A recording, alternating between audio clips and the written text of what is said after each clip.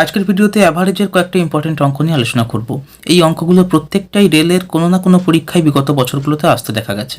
একদম প্রথমে যে অঙ্কটা দেখতে পাচ্ছি এখানে বলছে একটি ক্লাসে 8 জন ছাত্রের গড় বয়স এ বছর, এদের মধ্যে এস জনের গড় বয়স বি বছর হলে বাকি ছাত্রদের গড় বয়স কত।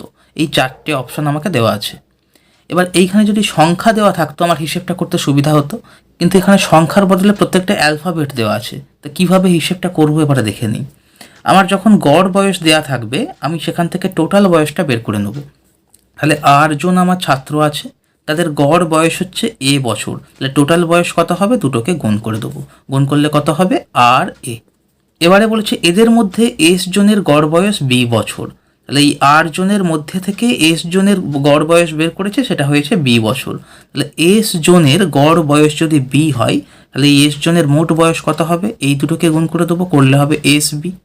এবার আমাকে বাকি ছাত্রদের গড় বয়স বের করতে বলেছে। তাহলে বাকি ছাত্রদের গড় বয়স বের করতে গেলে আমার দুটো জিনিস দরকার, একটা হচ্ছে বাকি ছাত্রদের মোট বয়স কত, আর একটা হচ্ছে বাকি ছাত্রদের সংখ্যা কত। তাহলে সংখ্যা আমি এই দুটো বিয়োগ করলে পাবো, কেন আর হচ্ছে মোট ছাত্র, তার মধ্যে এস জনের বয়স আমি বের করেছি, তাহলে এই দুটোকে বিয়োগ করলে আমি বাকি ছাত্র পেয়ে যাব। সেটা কতজন হবে, তাহলে আর বিয়োগ এস। এবার এই এতজন ছাত্রের মোট বয়স কি করে পাবো, এটা হচ্ছে সব ছাত্রের মোট বয়স, আর এটা হচ্ছে তাদের মধ্যে থেকে এস জনের মোট বয়স। তাহলে এই দুটোকে যদি আমি বিয়োগ করি বাকি যে ছাত্রগুলো আছে তাদের মোট বয়স পেয়ে যাব। তাহলে সেটা কত হবে, আর এ মাইনাস এস বি। তাহলে আর মাইনাস এস জন ছাত্রের টোটাল বয়স যদি এত হয় তাহলে তাদের গড় বয়স কত হবে। এটা আমরা সংখ্যা দিয়ে যদি ভাবি, আমি ধরে নিচ্ছি টোটাল 6 জন আছে, তাদের গড় বয়স 5 করি, তাহলে তাদের মোট বয়স কত, 30। এদের মধ্যে থেকে যদি আমাকে বলে দেয় 4 জনের গড় বয়স 4 বছর করে, তাহলে তাদের টোটাল বয়স কত হবে, 16। এবার আমাকে জিজ্ঞেস করলো বাকি যে 2 জন পড়ে আছে তাদের গড় বয়স কত। তাহলে আমি 6 থেকে 4 বিয়োগ করলাম, এই 2 জন পেলাম, আর বয়স তাদের কত হচ্ছে, 30 থেকে 16 বিয়োগ করলে 14। তার মানে এই দুজনের মোট বয়স যদি 14 হয়, এদের গড় বয়স কত হবে, 14কে আমি 2 দিয়ে ভাগ করে দেবো, দিলে 7 অ্যান্সার পেয়ে যাব। তাহলে এখানেও আমি ওইভাবেই ভাববো, আর মাইনাস এস জনের মোট বয়স হচ্ছে এটা, আর এ মাইনাস এস বি। তাহলে গড় বয়স কত হবে, আর এ মাইনাস এস বি, এটাকে আমি আর মাইনাস এস দিয়ে ভাগ করে দেবো, এটা হয়ে যাবে অ্যান্সার। তাহলে এই 1 নম্বরটা হচ্ছে আমার সঠিক উত্তর, আর A minus S B by R minus S. এবার অ্যালফাবেট দিয়ে করার জন্যে যদি কারো বুঝতে অসুবিধা হয়, এই সেম টাইপের একটা অঙ্ক আমি সংখ্যা দিয়ে এর পরে দেখিয়ে দিচ্ছি, দিলে একদম পরিষ্কার হয়ে যাবে। এখানে বলছে 8টি সংখ্যার গড় 14, এই সংখ্যাগুলির মধ্যে 6টি সংখ্যার গড় 16, বাকি সংখ্যাগুলির গড় কত। তাহলে 8টা সংখ্যার গড় যদি 14 হয়, 8টা সংখ্যার সমষ্টি কত হবে, 8কে 14 দিয়ে গুণ করব, করলে হবে 112। এদের মধ্যে 6টা সংখ্যার গড় 16, তাহলে 6টা সংখ্যার গড় যদি 16 হয় তাদের সমষ্টি কত হবে, 6 ইন্টু 16 মানে 96।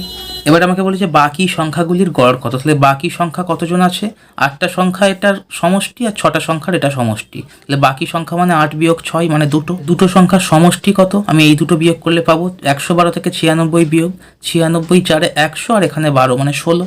তাহলে দুটো সংখ্যার সমষ্টি যদি 16 হয় তাদের গড় কত হবে, 16/2 মানে 8 হয়ে যাবে আমার অ্যান্সার। এবারে পরের অঙ্কে চলে যাই। এখানে যে দুটো অঙ্ক দেখা যাচ্ছে দুটোই একই টাইপের অঙ্ক, আমি একটা একটা করে দেখাচ্ছি। প্রথম অঙ্কে বলছে 5 জন ছাত্রের গড় নাম্বার 50, পরে দেখা যায় যে একজন ছাত্রের প্রকৃত নম্বর 48, ভুল করে 84 করা হয়েছে, তাহলে ছাত্রদের সঠিক গড় নম্বর কত। তাহলে 5 জন ছাত্রের গড় 50 কিভাবে হয়েছে, না তাদের মধ্যে একজনের নাম্বার 48-এর বদলে 84 ধরে হিসেব করতে আমি 50 গড় পেয়েছি। তার মানে নাম্বার বেশি নেওয়া হয়েছে বলে এই গড়টা এসেছে। তাহলে অরিজিনাল যদি 48 নাম্বারটা নিতাম তাহলে গড় এর থেকে কম আসতো। তাহলে কতটা কম আসতো সেটা বের করতে পারলেই আমি সঠিক গড় পেয়ে যাব। তাহলে আমি কত নাম্বার বেশি নিয়েছি সেটা আগে দেখি। ছিল আমার 48, নিয়েছি 84, তাহলে কতটা বেশি নিয়েছি, 84 থেকে 48 বিয়োগ, 48 আর 6 54, 54 আর 30 84 মানে 36। এই দুটোকে বিয়োগ করে আমি জানতে পেরে যাচ্ছি যে কতটা নাম্বার আমার এক্সট্রা নেওয়া হয়েছে। এই যে 36 নাম্বারটা, এটা 5 জন ছাত্রের গড়কে বাড়িয়েছে, তাহলে একজনের কত করে বাড়িয়েছে, একে আমি 5 দিয়ে ভাগ করব। তাহলে 5 দিয়ে ভাগ করলে এটা হবে 7.2। তাহলে এই 7.2 করে গড় এক্সট্রা দেওয়ার জন্য আমি 50 করে গড় পেয়েছি, কারণ আমি 48-এর জায়গায় 84 নিয়েছিলাম। তাহলে এই যে গড় নাম্বারটা, এটা যদি আমি এখান থেকে বিয়োগ করে দিই তাহলে আমি আসল গড়টা পেয়ে যাব, মানে সঠিক গড় যেটা। তাহলে 50 থেকে আমি 7.2 বিয়োগ করব। 0.2-এর সঙ্গে 0.8 দিলে এটা 8 হয়ে যাবে, 50 থেকে 8 বিয়োগ করলে 42, তাহলে 42.8 হচ্ছে আমার সঠিক গড়। এই অঙ্কেই যদি প্রকৃত নম্বর আমার 84 দেওয়া থাকতো আর ভুল করে সেটাকে 48 ধরে হিসেব করা হতো, মানে আমি কম ধরে হিসেব করে যদি 50 পেতাম, সেক্ষেত্রে আমার পার্থক্যটা বের করে 5 দিয়ে ভাগ করতাম, এই যে গড়টা তখন এটার সঙ্গে যোগ করে দিতাম। আমি বেশি ধরেছি বলে গড় বেশি এসেছে, কিন্তু অ্যাকচুয়ালি বেশি নয়, অ্যাকচুয়ালি আমি কম পেয়েছি, সেই জন্য আমি বিয়োগ করে কম নাম্বারটা বের করে নিলাম। এটা হয়ে গেল আমার অ্যান্সার। তাহলে যখন দেখবো প্রকৃত নাম্বারটা কম তখন আমি বিয়োগ করলে অ্যান্সার পাবো, আর যখন দেখতে পাবো প্রকৃত নম্বরটা বেশি নেওয়া হয়েছে কম, সেক্ষেত্রে আমি যোগ করলে অ্যান্সার পেয়ে যাব। এবার পরের কোশ্চেনটা এই কনসেপ্টের ওপরেই, একটু ভাষাটা আলাদা, সেটা এবার দেখে নিই। এখানে বলছে একজন ছাত্রের পরীক্ষার নম্বর 63-র বদলে ভুল করে 83 নথিভুক্ত করায় সমস্ত ছাত্রদের গড় হাফ নম্বর বৃদ্ধি পায়। ক্লাসে কতজন ছাত্র ছিল? আগের অঙ্কে আমাকে বলে দিয়েছিল যে কতজন ছাত্র আছে, এই অঙ্কে আমাকে বের করতে বলেছে কতজন ছাত্র ছিল। তাহলে কিভাবে করব? একই কনসেপ্ট। আমার 63 নাম্বার হচ্ছে অরিজিনাল নাম্বার, ভুল করে 83 দেওয়া হয়েছে। তাহলে কত বেশি দেওয়া হয়েছে? 83 থেকে 63 বিয়োগ, মানে 20 নাম্বার আমাকে বেশি দিয়েছে টোটালে। এই টোটাল 20 বেশি দেওয়ার জন্যে সবার গড় নাম্বার হাফ করে বেড়েছে। তাহলে 20 নাম্বার যদি টোটাল হয়, এটা কতজনের নাম্বার হাফ করে বাড়াতে পারবে? তার মানে ডবল হচ্ছে ছাত্র আছে, তবে তো তাদের নাম্বার হাফ করে বাড়বে গড়ে। তার মানে আমার ছাত্র কতজন আছে? 20 দুগুণে 40 জন। 40 জন যদি ছাত্র থাকে তবে তো হাফ করে বাড়ালে 20 টোটালে বাড়বে। তাহলে এটা হচ্ছে অ্যান্সার 40। এবারে অন্য টাইপের অঙ্কে চলে যাই। এখানে বলছে 3টি সংখ্যার মধ্যে প্রথম সংখ্যাটি দ্বিতীয়টির দ্বিগুণ এবং তৃতীয়টির অর্ধেক। মানে প্রথম সংখ্যাটার সঙ্গে বাকি দুজনের রিলেশন আমাকে বলে দিয়েছে। তাহলে 3টে সংখ্যা যদি আমি এ, বি আর সি ধরে নিই, তাহলে আমাকে প্রথমে বলছে প্রথম সংখ্যাটি দ্বিতীয়টির দ্বিগুণ। তাহলে প্রথম সংখ্যা কোনটা? এ। এটা হচ্ছে দ্বিতীয়টার দ্বিগুণ। তাহলে দ্বিতীয়টাকে যদি আমি এক্স ধরি, প্রথমটা কত হবে? এর দ্বিগুণ মানে 2x। এবং তৃতীয়টির অর্ধেক। এই এবং দেওয়ার মানে হচ্ছে আবার এটা প্রথম সংখ্যাটি তৃতীয়টির অর্ধেক। তাহলে প্রথমটা হচ্ছে তৃতীয়টার অর্ধেক। এবারে প্রথম সংখ্যা আছে 2x, এইটা যদি তৃতীয়টির অর্ধেক হয় তাহলে তৃতীয়টি কত হবে? এটা তার মানে 4x হবে। এটা যদি 4x হয় তবে তো তার অর্ধেক 2x হবে। এই আমি 3টে সংখ্যা কত হতে পারে সেটা ধরে নিলাম x এর মাধ্যমে। এবারে আমাকে বলেছে যদি 3টি সংখ্যার গড় 56 হয়, তাহলে 3টে সংখ্যার গড় যদি 56 হয় তাদের সমষ্টি কত হবে? 3 দিয়ে 56কে গুণ করলে পেয়ে যাব 3 6 18, 3 5 15, 1 16। তার মানে এই 3টে সংখ্যাকে আমি যোগ করলে 168 পাচ্ছি। এইটাকে আমি যোগ করে দিচ্ছি। তাহলে 4x 2x আর x যোগ করলে কত হবে? 4 দিয়ে 6 আর এখানে একটা x, মানে 7টা x। 7x হচ্ছে 168। 7x 168 হলে x কত হবে?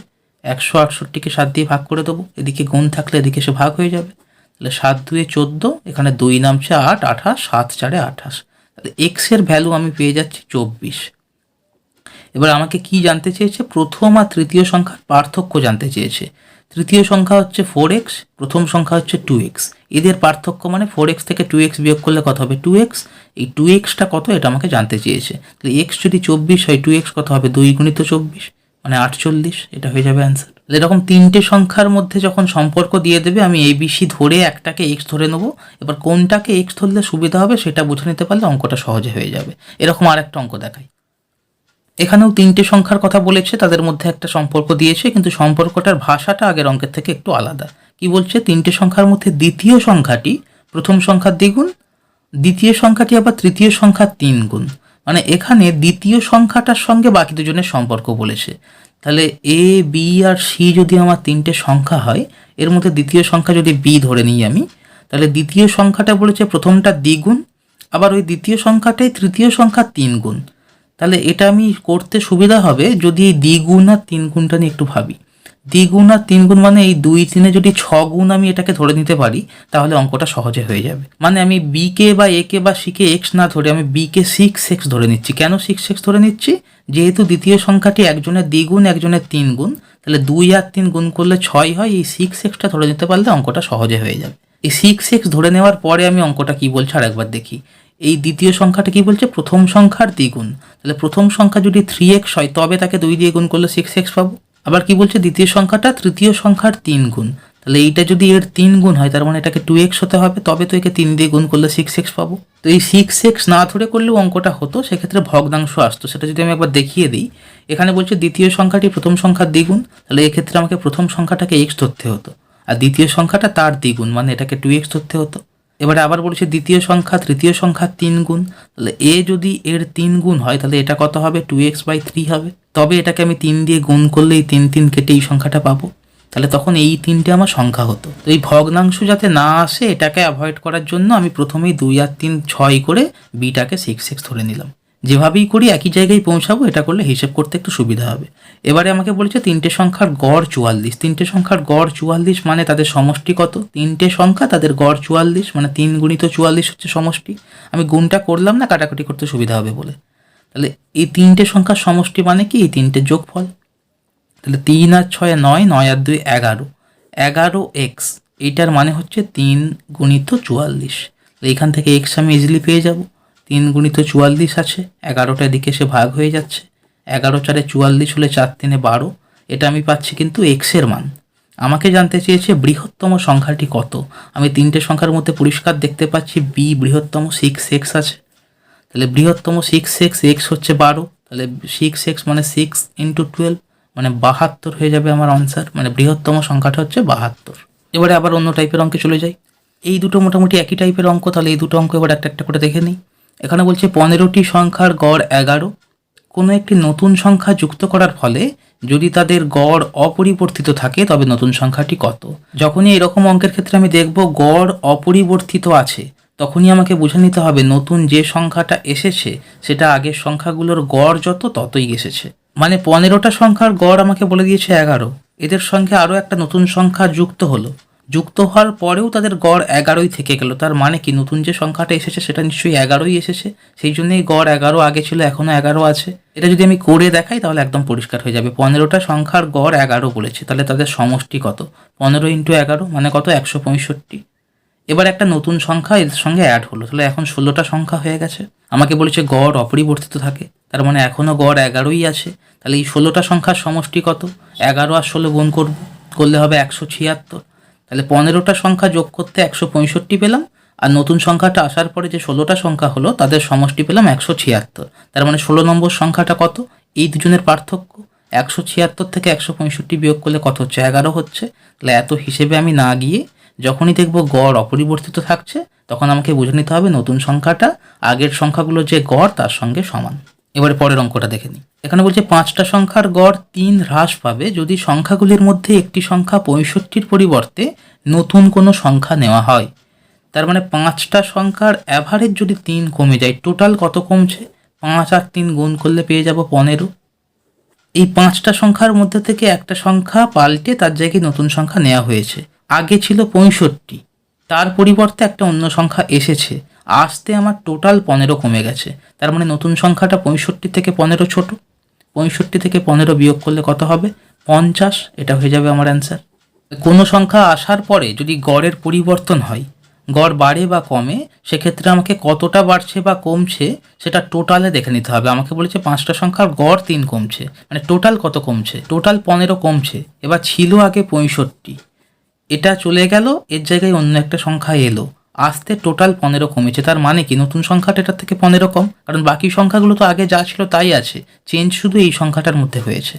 এবার এই একই অঙ্কে যদি আমাকে বলতো গড় 3 বৃদ্ধি পাবে, তাহলে 65-র পরিবর্তে কে এলে গড় বৃদ্ধি পাবে? তার মানে 65 থেকে বড় সংখ্যা আসতে হবে। মানে এখানে যদি বলে 5টা সংখ্যার গড় 4 করে বৃদ্ধি পেয়েছে, আর আগে ছিল সংখ্যা 60, এখন তাহলে কত সংখ্যা এসেছে? তাহলে 5টা সংখ্যার গড় যদি 4 করে বাড়ে, টোটাল কত বেড়েছে? 5 4 20 বেড়েছে। তাহলে আগে ছিল 60, সে চলে গিয়ে অন্য একটা নতুন সংখ্যা আসতে টোটালে 20 বেড়েছে। তার মানে নতুন সংখ্যাটাই এর থেকে 20 বেশি, তখন আমার অ্যান্সার হয়ে যাবে 80। এই কনসেপ্টটা বুঝতে পারলে এই ধরনের সব অঙ্ক হয়ে যাবে।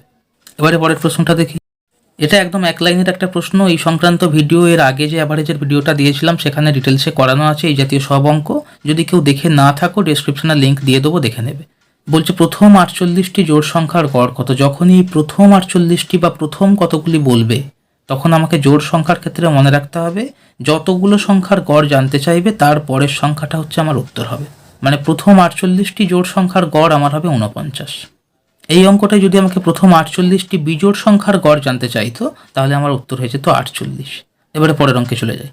এই ধরনের অঙ্ক চাকরির পরীক্ষায় প্রায় আসতে দেখা যায়। এটা গড়ের অঙ্কের মধ্যেও ধরতে পারি আমরা, আবার সময় দূরত্ব গতিবেগের যে অঙ্ক তার মধ্যেও আমরা ধরতে পারি।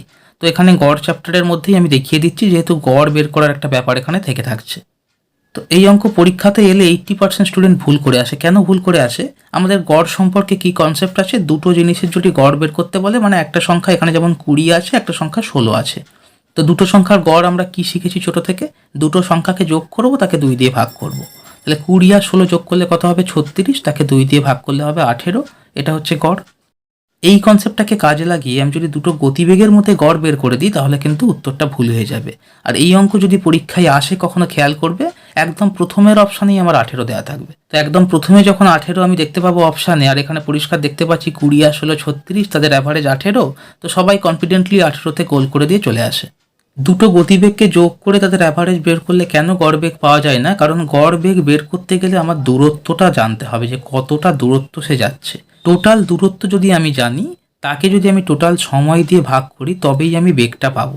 এখানে আমাকে বলেছে কোনো নির্দিষ্ট দূরত্ব যতক্ষণ না আমাকে বলে দিচ্ছে কতটা, ততক্ষণ আমি বুঝতে পারবো না এদের অ্যাভারেজ স্পিডটা কত হচ্ছে। তাহলে এই দূরত্ব না বলে দিলে, যদি গতিবেগ দুটো দেওয়া থাকে, আমি কখনোই এই কনসেপ্ট কাজে লাগাবো না। এটা দুটো নাম্বারের ক্ষেত্রে ঠিক আছে, কিন্তু নাম্বারটা যখন গতিবেগে থাকবে তখন কিন্তু হবে না। কারণ এই দুটো নাম্বার আসতে গেলে আরও দুটো জিনিস এর মধ্যে জড়িয়ে আছে, একটা হচ্ছে কিলোমিটার, একটা হচ্ছে ঘন্টা। তার মানে দুটোকে মিলিয়ে আমি এই অঙ্কটা পেয়েছি। তাহলে শুধু যোগ করে 2 দিয়ে ভাগ করলে আমরা কিন্তু উত্তর পাবো না। এই অঙ্কটা আমি আগে একবার ডিটেলসে দেখিয়ে দিই, তারপরে একদম এক লাইনের শর্টকাটে কিভাবে করতে হয় সেটা দেখিয়ে দেবো। এই অঙ্কের ক্ষেত্রে যেহেতু আমাকে দূরত্বটা বলে দেয়নি, আমি দূরত্বটাকে এক্স ধরেও করতে পারি। আরও সহজ হবে যদি এই দুটো সংখ্যার লসাগুটাকে আমি দূরত্ব ধরে নিই। 16 আর 20 লসাগু কত? 80। আমি যদি এই 80টাকে টোটাল দূরত্ব ধরে নিই, তাহলে অঙ্কটা করতে সুবিধা। তাহলে টোটাল হচ্ছে 80 কিলোমিটার আমার দূরত্ব। আমি সেখানে গেছি 20 কিলোমিটার পার ঘন্টা স্পিডে। তাহলে 80 কিলোমিটার যদি আমি যাই, আমার স্পিড যদি ঘন্টায় 20 কিলোমিটার হয়, আমার কত সময় লাগবে? 4 ঘন্টা। তাহলে প্রথমে 80 কিলোমিটার গেছে, সময় নিয়েছে 4 ঘন্টা। এবার সেই রাস্তায় আবার ফিরে এসেছে, তার মানে আবার 80 কিলোমিটার এসেছে। এবার ফেরার সময় গতিবেগ কত ছিল? 16 কিলোমিটার পার ঘন্টা। ঘন্টায় 16 কিলোমিটার হিসেবে 80 কিলোমিটার আসতে আমার 5 ঘন্টা সময় লাগবে। তাহলে আমি টোটাল ডিস্টেন্স কতটা কভার করলাম? 80 আর 80 যোগ করলে 160 কিলোমিটার। আর সময় আমার টোটাল কতটা লাগলো? 4 আর 5 যোগ করলে 9 ঘন্টা। তার মানে 9 ঘন্টাতে আমি 160 কিলোমিটার টোটাল যাতায়াত করেছি। তাহলে আমার গতিবেগ কত হবে? মানে যেটা গড় বেগ বলছে, সেটা হবে 160কে আমি 9 দিয়ে ভাগ করব। এটা ভাগ করলে কত হবে? 9 একে 9, এখানে 7 আর 0 70, 9 সাথে 63, 7 ভাগশেষ থাকছে, নিচে 9। তার মানে 17 পূর্ণ 7-এর 9 কিলোমিটার পার ঘন্টা, এটা হয়ে যাবে আমার অ্যান্সার। এবারে পরীক্ষাতে এই লসাগু করে এই হিসেব করতে যদি কেউ না চায়, তাহলে এক লাইনে শর্টকাট হচ্ছে এই অঙ্কটার, যে দুটো গতিবেগ বলে দেবে তাদেরকে আমি 2 দিয়ে গুণ করে ওপরে লিখব, মানে 2 গুণিত 20 গুণিত 16 এটা। আর নিচে কি করব? এই দুটোকে যোগ করে বসিয়ে দেবো। 20 আর 16 যোগ করলে কত হয়? 36। মানে দুটো স্পিডকে যদি আমি S1 আর S2 ভাবি, তাহলে আমার ফর্মুলাটা হবে এরকম: 2S1 S2 by S1 plus S2। আমার মনে হয় ফর্মুলার থেকে সংখ্যা দিয়ে মনে রাখাটাই বেশি সহজ। যে দুটো স্পিড দেওয়া থাকবে তাদেরকে 2 দিয়ে গুণ করে উপরে রাখবো, আর দুটোকে যোগ করে নিচে বসিয়ে দেবো। তো এই জায়গাটা মনে রাখতে পারলে আমার আর ফর্মুলাটা মনে রাখার দরকার হবে না, আমি দুটো সংখ্যা দেখলেই আমার মনে পড়ে যাবে। তাহলে এখান থেকে আমি যদি কাটাকুটি করি, কীভাবে হবে? 2 দিয়ে এটাকে কাটলে হবে 18, আবার যদি 2 দিয়ে কাটি, এটা হবে 2 10 20, এটা হবে 2 9 18। তাহলে উপরে কি দাঁড়াচ্ছে? 16 আর 10 গুণ করলে 160, আর নিচে কত আসছে? 9। এই যে 160/9, এটাই আমি এখানে পেয়েছিলাম। তাহলে আমি এইভাবে করলেও ওই সেম অ্যান্সার পেয়ে যাচ্ছি। আজকের ভিডিও এই পর্যন্ত। ভিডিও ভালো লাগলে লাইক করবে, বন্ধুদের সাথে শেয়ার করে দেবে। আর চ্যানেল যদি এখনও সাবস্ক্রাইব না করে থাকো, এখনই সাবস্ক্রাইব করে নাও। সাবস্ক্রাইব করার পরে পাশে থাকা বেল আইকনটা প্রেস করে যে অল অপশানটা দেখতে পাবে, ওটাতে যদি ক্লিক করে দাও, আমি যখনই কোনো ভিডিও আপলোড করব তার সাথে সাথে তোমাদের কাছে নোটিফিকেশন পৌঁছে যাবে। ভিডিও শেষ পর্যন্ত দেখার জন্য ধন্যবাদ।